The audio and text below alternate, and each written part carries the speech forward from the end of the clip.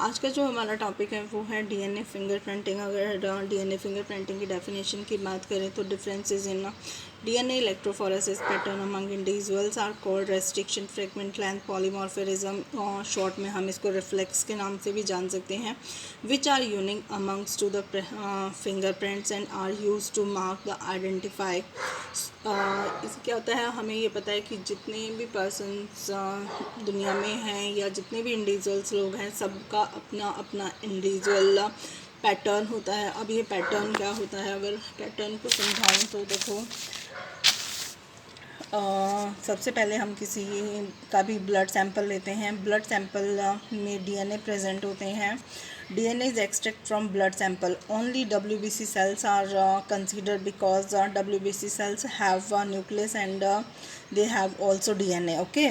But RBC cells को हम consider नहीं करते, क्योंकि आरबीसी सेल्स के अंदर न्यूक्लियस एब्सेंट होता है, और अगर न्यूक्लियस ही एब्सेंट होगा तो उनके अंदर श्योर है कि डीएनए नहीं होगा। अब इन ब्लड सैंपल्स को क्या करते हैं, रेस्ट्रिक्शन एंजाइम क्या करते हैं, छोटे छोटे फ्रेगमेंट्स में कट कर देते हैं। अब इन छोटे छोटे फ्रेगमेंट्स को जब हम इलेक्ट्रोफोरेसिस करवाते हैं एग्रोस जेल के ऊपर, तो ये एक इस टाइप से अरेंज होना शुरू हो जाते हैं उनके मॉलिक्यूलर वेट के अकॉर्डिंग।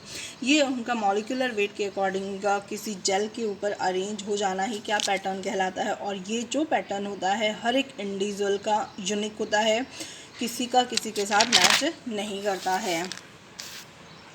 इसीलिए क्या करते हैं, डीएनए फिंगरप्रिंटिंग को हम किसी के are use of mark identify, so reflex can be term as DNA fingerprints. इसीलिए किसी को भी मार्क करने या किसी को आइडेंटिफाई करने के लिए डीएनए फिंगरप्रिंट्स को यूज़ करते हैं, और इसीलिए इस को नाम क्या दे दिया, DNA fingerprints. And the process of determining fingerprints is known as the fingerprinting. और फिंगरप्रिंट्स को जानने की जो प्रोसेस होती है उसको क्या बोलते हैं, फिंगरप्रिंटिंग। फिंगरप्रिंटिंग का मेथड क्या होगा, किस वे में हम कर सकते हैं। तो फर्स्ट स्टेप तो यही था कि हम सबसे पहले किसी भी सेल से ब्लड सैंपल कलेक्ट करेंगे। उस सेल से डीएनए को एक्सट्रैक्ट करने के लिए हम उसकी डब्ल्यूबीसी सेल को यूज़ करेंगे, उनमें रेस्ट्रिक्शन एंजाइम से उसके अंदर कट लगाएंगे और उसे छोटे छोटे फ्रेगमेंट्स में डिवाइड कर देंगे। अब वो छोटे छोटे फ्रेगमेंट्स आप भी क्या करेंगे, उसको एग्रोस जेल के ऊपर इलेक्ट्रोफोरेसिस के थ्रू क्या करवाएंगे, एक पैटर्न तैयार करवा देंगे। अब इस पैटर्न में हम ब्लॉटिंग करवाएंगे, यानी ब्लॉटिंग का मतलब मैं लास्ट क्लासेस में तुम्हें बता चुकी हूँ कि मेम्ब्रेन होती है, यानी इसके अंदर the DNA bond pattern is the gel is transfer to nylon membrane by the technique known as southern blotting. यहाँ सॉर्थन ब्लॉटिंग टेक्निक हम क्यों यूज़ कर रहे हैं, क्योंकि हमें ये पता है कि डीएनए के मॉलिक्यूल्स को डिटेक्ट करने के लिए हम सॉर्थन ब्लॉटिंग यूज़ करते हैं, आरएनए के मॉलिक्यूल्स को डिटेक्ट करने के लिए हम नॉर्दर्न ब्लॉटिंग यूज़ करते हैं, और प्रोटीन के मॉलिक्यूल्स को यूज़ करने के लिए हम वेस्टर्न ब्लॉटिंग करते हैं। तो हमें यहाँ पर क्या चाहिए था, डीएनए डिटेक्ट कर रहे हैं, हम डीएनए को डिटेक्ट कर रहे हैं, तो हम यहाँ पर कौन सी ब्लॉटिंग यूज़ करेंगे, डीएनए ब्लॉटिंग।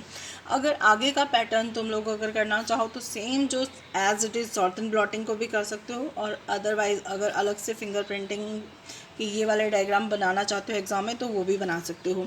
तो यहाँ पर हमने क्या करा, एक जो जेल के ऊपर सॉर्थन ब्लॉटिंग टेक्निक अप्लाई करी और वहाँ पर एक नायलॉन की मेम्ब्रेन रख दी। अब उस मेम्ब्रेन के ऊपर क्या करा हमने, the radioactive DNA probe is prepare. DNA probes को तैयार करते हैं। प्रॉब क्या होते हैं, शॉर्ट ऑलिगोन्यूक्लियोटाइड चेन्स होती हैं, जो कि उनके अंदर डीएनए के कॉम्प्लीमेंट्री सीक्वेंसेस प्रेजेंट होती हैं।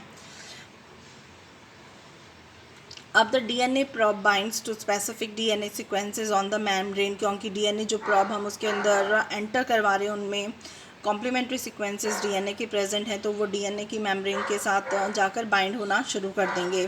फिर excess DNA probe is washed off. फिर उसके बाद हम क्या करते हैं, जो प्रॉब हमारे पास मिल गया है कॉम्प्लीमेंट्री स्ट्रैंड के साथ, उसको हम वॉश कर देते हैं। वॉश करने से क्या हो जाता है कि जो भी एक्स्ट्रा एक्सेस डीएनए होगा वो वहाँ से वॉश आउट हो जाएगा।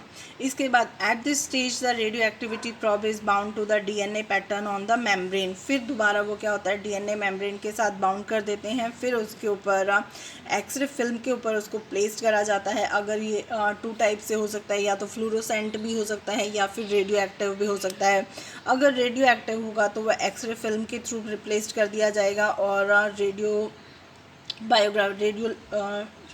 जियोग्राफी हमें यहाँ पर लास्ट में मिल जाएगा, और यहाँ पर जो उनके मॉलिक्यूलर वेट के अकॉर्डिंग उनका सेपरेशन हुआ है वो हमें पता चल जाएगा। और फिर इस सैंपल को जिस किसी का भी अगर हमें आइडेंटिफाई करना है कि किसके फिंगरप्रिंट किसके साथ मैच कर रहे हैं, तो उसके एक्सरे को और इसके एक्सरे को एक साथ जब मिलाया जाता है तो कुछ एक पैटर्न एक दूसरे के साथ मैच कर जाते हैं। इसी के कारण इससे आइडेंटिफाई करा जा सकता है कि फिंगर प्रिंटिंग का क्या यूज़ होते हैं। It is use to settle dispute over parental and other relationship, यानी किसी का पेरेंटल डिस्ट्रीब्यूट हो गया है तो उनके रिलेशनशिप को पता करने के लिए भी डीएनए फिंगर प्रिंटिंग यूज़ करा जाता है। It is use to identify criminals को आइडेंटिफाई करने में इसको यूज़ किया जाता है।